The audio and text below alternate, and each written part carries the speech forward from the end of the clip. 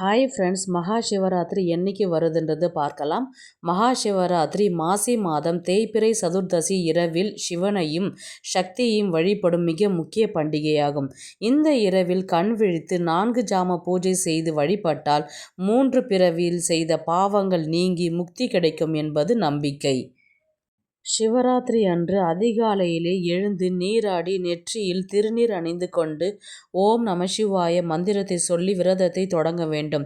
தங்கள் உடல்நிலை எவ்வாறு உள்ளது என்பதை முழு கவனத்தில் கொண்டு விரதம் தொடங்கலாம் அல்லது ஒரு பொழுதாவது விரதம் இருந்து சிவனை வழிபாடு செய்யலாம். வீட்டில் சிவலிங்கம் அல்லது படம் இருந்தால் அதற்கு தங்களால் முடிந்த அபிஷேகம் மற்றும் அர்ச்சனை செய்து வழிபாடு செய்யலாம். ஒரு வில்வ இலையாவது கொண்டு நம்ம அன்னைக்கு அர்ச்சனை செய்ய வேண்டும்.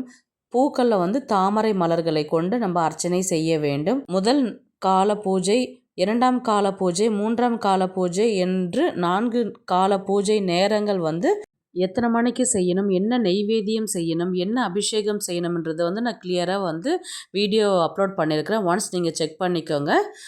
மகா சிவராத்திரி என்றைக்கு வருதுன்றது பார்த்தீங்கன்னா பிப்ரவரி 15ஆம் தேதி ஞாயிற்றுக்கிழமை அன்று வருகின்றது.